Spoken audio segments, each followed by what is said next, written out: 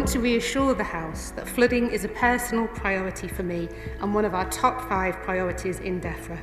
This government will be refreshing our approach to funding flood defences, including a review of the existing flood funding formula to ensure the challenges facing businesses and rural and coastal communities are taken into account when delivering flood protection.